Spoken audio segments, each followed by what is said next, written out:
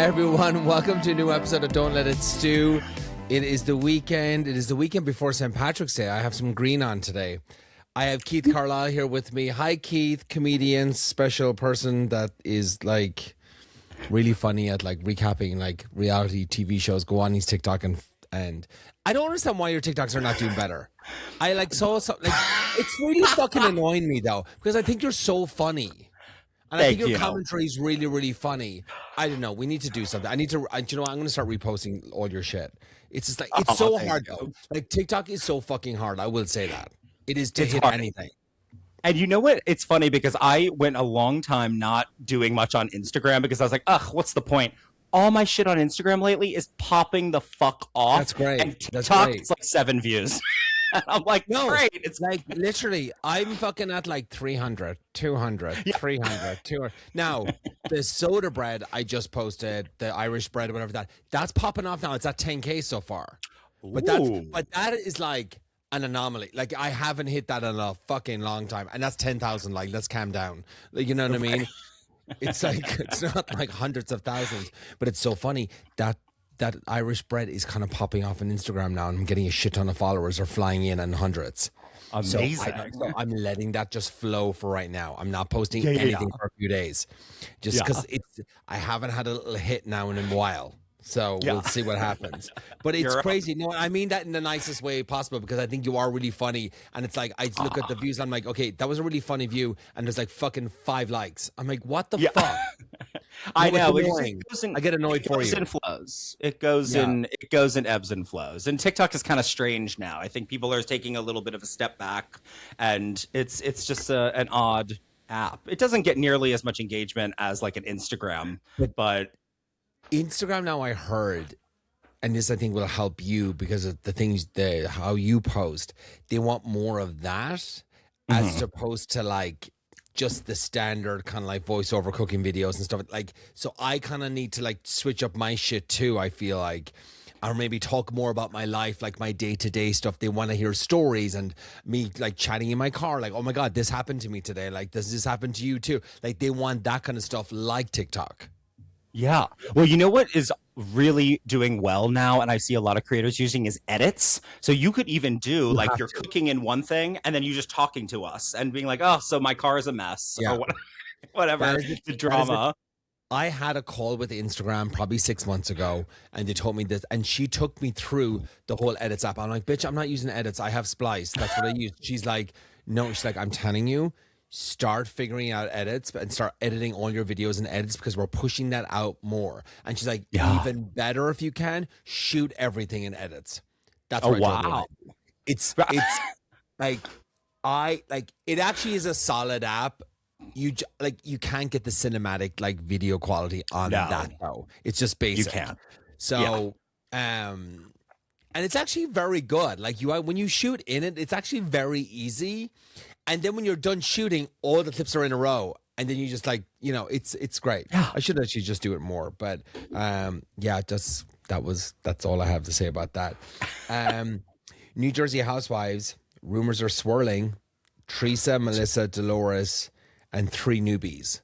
So does that mean Margaret's not coming back then? Oh, sad.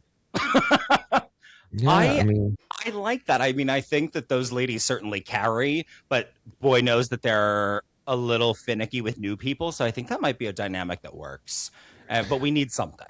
We really need something in that New Jersey. I don't understand like Margaret not being on it. Like I thought she was like I thought she was great, like with Dolores and all that kind of stuff. I thought she, like, was there something I might miss it? Maybe because like I know her and stuff, or knew her or whatever. Maybe I liked Margaret, especially early on, because she was such a straight shooter and she just went in there. But I think people are a little tired. I think, mind you, if people are tired, they should probably get rid of Teresa. She's been there the longest. But I think people are just in general malaised. I mean, Dolores is going to be on. I mean, Dolores will be on Beverly Hills Housewives next. I mean, she's just flying it. She's like, Rhode Island has to start up. When is that starting? I think it's soon, right? Very soon. April, that's early April. April, that's what I thought. So anyway, that's it. So I'm happy they're finally going to start shooting. This has been the biggest hiatus ever. Very long. Very long. Very, very long. Devil Wears Prada released a new second trailer. I'm so excited for this. I just am. I know it's going to be that movie again. I'm going to buy a DVD player. I'm going to buy it in DVD like I did back in the day with the first one. I watched it 25 times. Now I don't have a DVD player. Now I don't have the DVD anymore. But I would definitely buy it. Or like I'll watch it. I'm excited. Yeah. The first one, I watched the first one maybe like a week ago, just randomly. Like I had a slow day and I was like, I'll just put it on. It's such a great movie. It's so good. It's so good. And I loved the book. I read the book when I was in high school and I loved the book. And the movie did such a great job at like taking all of it and making it Hollywood, but like removed a little bit. Like it was great. Yeah. And they made like, that was kind of one of those movies. I don't know how much it cost him. I think it cost them like 40 or 50 million to make. And they made hundreds and hundreds on it. It was like one of those things. Oh, Devil Wears Prada, they have all this new merch that's coming out in the movie theater, which is the coolest shit ever. I'll put it up on the YouTube channel. Go watch it there. It has this cool popcorn tin. But the coolest thing ever they have is they have this popcorn handbag, which is amazing. Like it's like, let me like scan in for you because it's like I'm going to go just for this. And it's literally a purse. It's a purse filled with popcorn. Plastic purse, and then you have charm bags. It's like a Birkin, and filled with popcorn. And it's a popkin. Mean, you know, bitches are going to be going around town with this plastic bag. Yes, and they'll put like you know what they'll do? They'll put like an Hermes scarf wrapped around it. Oh, now we're leveling it up. And like a piece of rope around, so you can like have it as like you know. Cross body. They have a tumbler. They have these cool Diet Coke souvenir cups with like the shoes. See, I think this is a great idea. I think this is a fantastic idea. It gets people excited. It gets people going. They want to collect the items. It makes going to the theaters fun again. Yeah, I would agree. It really does. Now, do I get one of those things if I pay my ticket, or do I have to pay extra? I have to pay extra, right? You're buying that shit. Like, here's the thing. Those theaters, they need to make money.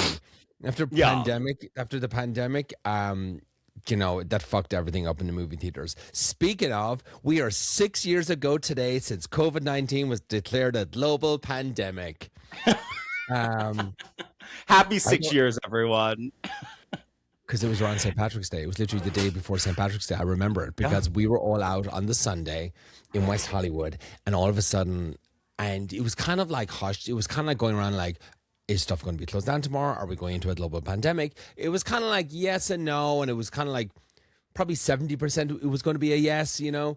And I was like, and I had a few of my friends over to my apartment that Sunday. I'll never forget it. And there was probably like 5 of us, and we're having like drinks, and we're like, well, are we going out today? And we're like, I said, guys, he's like, and then my friend was like, well, what about the pandemic? I said, there's no fucking pandemic. Like, shut up. And so he's like, no, it's like serious. And I'm like, fuck. I'm like, I know, but I'm like, guys, okay, here's the thing. If we don't go out today, we're not going to be going out for a long time. I said, this could literally be the last day we go out for a few hours, just in the afternoon for a few drinks and just like, you know, final hurrah, whatever it is, because we're going to be in our houses, whatever, you know. But then thinking like, oh, we'll be in our houses for like a month or two maybe, or a few weeks, you know. And we went out, and I remember I was with Thomas at the time, and Thomas was taking it so seriously. I'll never forget it. I just totally lied to him. And he was like, you're not going out today. And I'm like, no, I'm not. Like, maybe, I don't know. Like, let's see. I don't know. I was like, fuck. And he was like, you got to be careful, and said that, whatever. He was like mad with me. And so we all went out. We went like to the Abbey. We were sitting outside and all that kind of stuff, right? And then we went to High Tops. And then High Tops were like, we're closing at 5 o'clock. We're like, wait, what? I'm like, that's prime time. I'm like, that's prime time. That's prime time Sunday, Monday. Like, what? Right. And so, what are you talking about? And then I'm like, guys, Rocco's is open across the street. Let's go over there. So we went over there. Then Thomas called me. He's like, where are you? He's, I'm like, I'm at Rocco's. I'm like, look, there's nobody here. He said, there's barely anybody out. They must be kind of scared about this pandemic. It's fine, whatever. I said, come have a drink, you know, like whatever. He walked in, and I totally lied to him. He walked in. That fucking place was jumping. Like it was packed. Like, it was packed. Everybody was getting COVID. And he was like, "You're fucking crazy." I remember his face. He was so pissed. And I'm like, "Someone just get him a shot. He'll be fine. Just get him a shot." But I mean, we were there for probably an hour and a half. And then that shit closed at like 7. Wow. And yeah. And then that was it. We all went home. And then it was like pandemic the next day. And I was like, you know what? I'm so glad I went out. And nobody got COVID. None of us got COVID. We were fine. But it was crazy. I'll never forget it. And then my job, I had to like I wasn't allowed to go into the house anymore and cook food for the family. So I had to deliver food to the door, which they were so thankful for. They were like, "We are not fucking getting rid of Stuart." She's like, "If you fucking think I'm cooking in this house," you know what I mean? She's like, "This is why we have him," you know? So that was really funny. So I was so grateful to still have my job, which was great. But I know, I think it's so crazy that it was 6 years ago. So crazy. It was so crazy. I was like you, though. I was like, I'm not going to live in fear. And I was still going out to perform. I was still at clubs, you know, performing stand-up. And then all of a sudden the crowds, you were seeing them get smaller and smaller. More comics were canceling. And I was like, you're all weak. You're all pussies. My immune system's glowing, honey. And sure enough, I was like at home for the next 2 years. It's just crazy. Is this top like sheer? Is it, or is it just like the camera? Yeah. It is. I don't know. Sister. By God. Mama. Okay, so I saw this TikTok. Hopefully Jocelyn can pull it up. It is the funniest thing, and I love this guy so much. I laugh so hard in bed at night watching this guy. He does an impersonation of Selena Gomez, and it is the funniest thing. If we can watch the clip, I'm going to scream if this clip doesn't come up. Here we go. Listen. I think one of my favorite things that Benny does is it's so funny. It's when we watch a scary movie together. Oh my God, I'm crying. Benny will do this thing where he'll be watching the movie, and the jump scare comes out. Oh my God. Okay, that's enough. That's great. But I mean, Oh, that's a good impression. That is so fucking funny. No, I can watch him, and he does these new, like, he is such a talent. You guys, you got to go follow him. His name is Captain Jamie7 on TikTok. He does his impersonations, as you've heard, of Selena Gomez, and he does all these different scenarios, and he talks about Benny, she talks about Benny or whatever. It is so fucking funny. It was so spot on, honestly. So spot on. Oh, that's great. My smoothie fell. My Air One smoothie fell all over the ground. Oh, great. That's fucking awesome. That's great. Just green sludge everywhere in my closet. That's nice. Anyway, I thought that was really funny, and you guys need, you know, you'll thank me later. You'll all be DMing me going, it's the funniest thing ever. Okay, whatever. Dorit, you know, the foreclosure on the $6.5 million home. What do you think about that? Like, oh my God. First of all, I don't know how anyone is even getting an $800,000 line of credit. People, insane. If you're listening, if you need to take out $800,000 from multiple lending institutions, you can't afford it. Go buy an apartment in Santa Monica, okay? Do not buy the Encino 8-bedroom. I don't even know what you say to be like, I'm going to get $800,000. Like, I can't get 20 from a random guy on the street. No, I don't know where. Well, it's kind of like, isn't it over like 2 companies or 2 lending companies? And yes, one doesn't exist anymore. It's like, it's all shady. It's all shady. It's $600,000 from one, and I believe $150 from another. So with the interest, it's $866 or something in that ballpark. One doesn't exist anymore. Let you like live in a house when you haven't paid over $800,000 in fees or mortgage or whatever? Like, how do you get away with that? I know. And also, I didn't realize Boy George was booking so much work that PK is good for $1 million in loans. I mean... do we think she makes a lot? No, she doesn't. I mean, how much is she making on Housewives? She's probably making what, 500,000-600,000? Maybe. Nobody makes $1 million anymore. That figure is gone. No. Speaking of Boy George, listen, thank you for a nice bridge to this conversation. Boy George advises Chappell Roan to cheer up and enjoy fame while it lasts. Well, I mean, he's not wrong. It's sound advice. I love her. I think she's a great artist. I think she's been able to pierce the veil of sort of popular culture in a beautiful way. But he's absolutely right. Everybody who's in this business knows it's peaks and valleys. And there's going to be years where nobody gives a fuck and nobody's asking her a single question.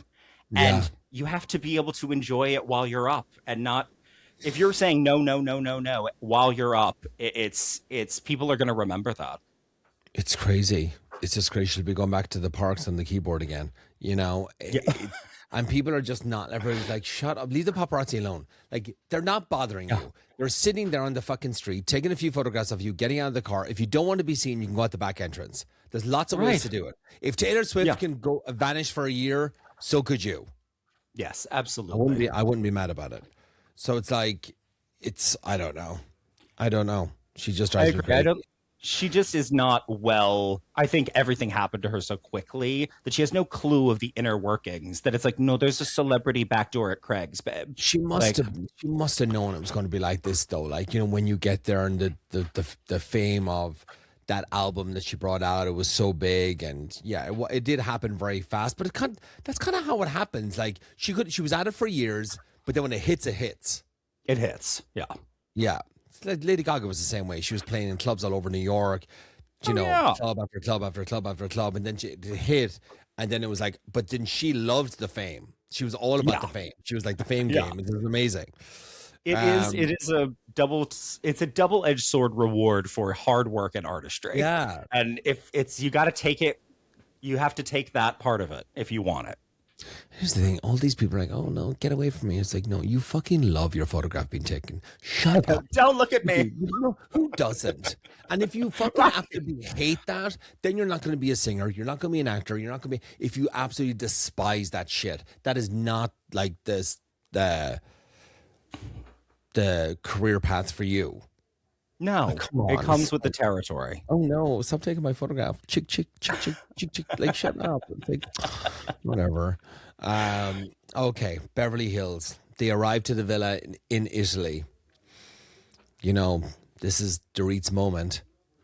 Oh, do you know? I would give her Italian sounds fabulous. It actually does. It sounds so good. Like I'd be talking it in Texas if I were her. I wouldn't shut up. Kathy still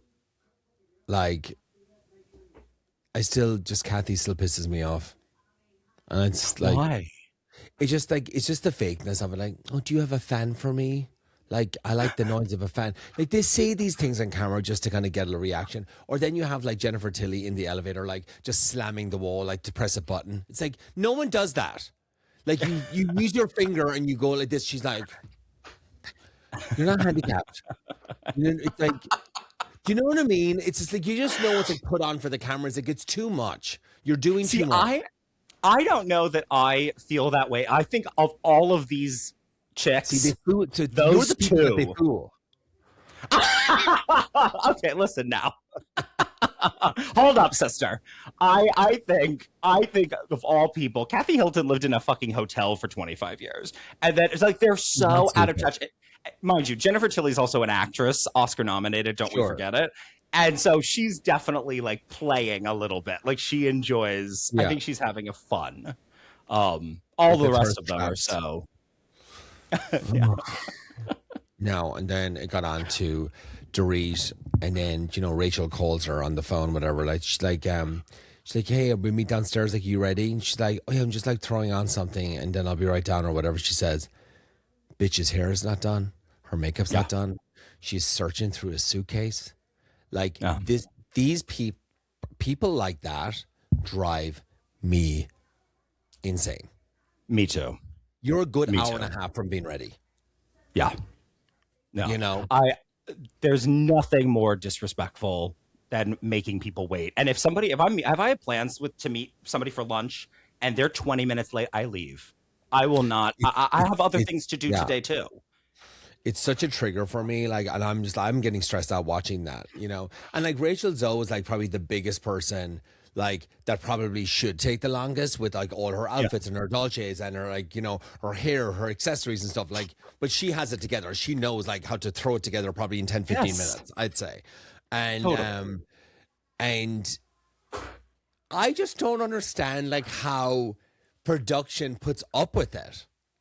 Like, you're getting paid a lot of money to, hey, dinner's at 6 o'clock. Please be down at 6 o'clock. We're shooting. We're lighting. We have, like, you know, the entrance walked in. We have to do these shots with the girls. We have to, there's a lot to it. It's not like, this is like, I'm telling you, she won't be back next season. I'd say they're getting to the end of their tether with her. Then we go to Sutton and they're on the sofa with Kyle and Boz. They're kind of making fun of her that she's rooming with Amanda and like, why is she doing that? Like, was there a story behind it? I think Sutton is really trying to be like the nice person this season and not be such a bitch, because I feel like people kind of seeing through her a bit. So now I think she's just exhausted of getting dragged online. Yeah, I really think because it's been years of people being like, you stupid bitch, and like, I hate your ass, and she's like, you know what, like, let me just shut up for a little bit and be like, Amanda, like, she's so tired. People to find a bigger purse to whatever, a bigger bank account to whatever, to be in my circle or whatever it is, you know. Let me stop being a total CUNT. Yeah. People are like, you old cat lady whore. Like, oh my god, people are vicious. Yeah, because I'm actually like tolerating her a lot better this season than I was last season. I was just like, no, she needs a takedown. It's the Amanda effect. Amanda's so goddamn annoying. She looks like Sutton. I was like, oh, I want to go to a picnic with Sutton, that Amanda. God. I kind of like Amanda. I don't know. I sent her a DM a week or two ago. I said, great job on Watch What Happens Live. Because I feel like she doesn't get any like nice comments. You know what I mean? So it's like, and I think she hearted it, or she said thank you or something like that. I'm like, do you want to come on the podcast? And she's like, no, I never asked that. Not yet, anyway. I would like to have her on the podcast. Ask her. Here's the thing. And then people were giving her shit like, I saw a thing like, you know, this girl is not for reality TV. She didn't want to talk about the cult and stuff like that. I mean, she literally gave us a whole breakdown on the cult. Yes, it took us 13 episodes to get here. But she was like... But she was being annihilated in other ways before we can get to the cult. You know what I mean? Yeah. Yeah. I think she finally maybe feels like now she can talk about it a little bit, but even the way that it takes time. It takes time. She wrote a blog about it 15 years ago. Anyway. But the thing is, that's true. She did. Yeah, she's like, I don't have to talk about it anymore. Google me. But I do think that this group hasn't made it easy, because even in their questions, they were kind of like, I was kind of uncomfortable. Like, I was like, they were like, so was there like sexual abuse? She's like, like, maybe we don't ease into that over aperitifs. Like, for like a first like season for this woman, like it's like they're vicious. It's rough. It is rough. Like, it is a really rough first season. It is like, even like, this is the kind of shit that Katie Janela went through in her first season too on Orange County, with the whole like, you know, Emily bringing up her past in Atlanta and all that kind of stuff, and you know, they're, you know, not being homeless or whatever, giving up her kids, all whatever it was, right? Yeah. And it's like, girl, like, let them settle in a bit. Yeah, give him a second. It's a very rough first season for a newbie. And I don't know if that's the group. I don't know. She's all kind of insufferable, but I don't think she's that terrible. I don't think she's vicious. If they didn't have her, they'd have nothing to talk about. Like, they that's don't, 100% like, the thing. True. There's literally would be the most, like, it's boring already. Beverly Hills right now, it's not great, but like, it would be fucking terrible. All I feel like when I watched this episode and I took note of this, I was like, I just feel like we're just getting B-roll and the women's voices going, wow, this is gorgeous, stunning. Look at that room. Wow, I love your dress. That's all you fucking hear. Yes. For the first 25 minutes of the episode. Yeah. And then, Dorit being like fake on the ground, like, I can't believe it. The shower is so beautiful. Like, shut up. I know it's a little much now. It's a lot. They're all doing the most and thinking like this is going to read great on camera. God, I'm being such a negative bitch today. Sorry. So then I'm such the girl like Erica that goes up to Dorit to bring her down because everyone's waiting downstairs for her and Bose has it's Bose's trip, so she's these surprises, she's these like things and planned out and all that kind of stuff, right? And Dorit says this, and I'm like, yeah, I know this is a damn fucking lie. Honey, I'm on my way. She said, my luggage was in Kathy's, so like I just got it. Then you didn't. No, you didn't. No, you didn't. No, you didn't. Stop. So then she arrives down looking the same as like she always looks. Like exactly. I expect these massive outfits if you're going to take all this time. I bet you the group just like really is just like peed off. You know what? Teddy was right back in the day. She was. Maybe yes. Maybe she was late for Teddy back in the day. Yeah. At that restaurant on Fairfax. It was like a burger joint. Yeah. Unreal. What do you think about that conversation? Because Bethany Frankel was talking about it. Oh, God, there's so much. I just saw another thing about Bethany Frankel. I'll talk about it later. Bethany Frankel commenting on the Rachel Zoe, the way she brought that up with her kids. There was one part of that where I thought it was really kind of shit. And maybe it was edited to make it look way worse than what it was. But go ahead. What did you think before I say that? I think it's tricky, right? The kids are a little older to where like that conversation needs to happen because they're not stupid. They know they're not getting along. I almost feel like she's treating them a little more kid-like than their age. Like I feel like they're almost teenagers, if not already. And so I struggled with that because at the same time I was like, why is this playing out on camera? But I also appreciate she's giving us reminiscent of a housewife era gone by where I signed up to do this show and this is what's happening on my life. And so it will be on camera. Yeah. And we don't see that as ever. It's so edited. And so everyone is personally edited now. She gets it. And she is an original reality person. She's like, listen, this is what's going on. So I appreciate that. I think like one part of kind of like, I was like, this is kind of weird. She said something like, you like dad or something, you like dad. And the kid was like, yeah, of course I like him. Like, he's my dad. Like, I was like, what the fuck are you saying to them? Like, then we kind of get into, I don't know, because I'm not a woman and I don't have kids. So I don't know. I can't really like talk to this, but she's so stressed about Roger bringing this new girlfriend around the kids or him sitting down and telling the kids, hey, this is kind of who I'm dating and so forth. So, and then obviously Rachel is saying like, I chewed his ass out about that. But what, I don't understand, what's the protocol then for that? Sure. Well, I'm a woman and I do have children, so I can speak to this. I have this child here beside me. This you is have Milo. I have Milo. Via surrogate. So the thing is, I get it because they're not even divorced. And he's clearly been dating this woman for a minute, Yeah. And so it's like, it's kind of a lot at once. And I think what really upset her is that she had a conversation. She said, that's not appropriate. And the other son isn't speaking to him. So he's not there. He's with a friend. And so this is the one son who has no support system, no nothing. And it's like a lot.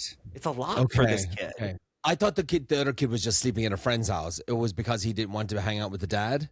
That's what I got, but maybe I could be wrong. Don't quote me. Just making up things. Let's just make up stuff. We'll get like a hit in social. Okay, so what was that? Then we're at the dinner. Then Dorit kind of says like, I had dinner with PK. She was like, I mean, it's not like it's not a getting back together thing. Nobody thought that. No one thought that. We were not thinking that, Dorit. I think that ship has sailed. And then she's like, I need to be careful who I tell things to, and so just a dig at everybody. And then Erica's like, dig at everybody. Just a dig at And I everybody. loved that Erica was like, bitch, I know you're not talking about me because I have been a good fucking friend. People are like the rest of the table is like, thank God, don't want to fucking hear about it. Perfect. What else is going on? Where's the prosciutto? God, I mean, she really is taking up the whole show. Like it's just her all this season. I feel like, isn't it? It is. It is. And the Dorit show is a little bit tired for me. Yeah. What did you think of Kathy's line, like, know your place? Loved it.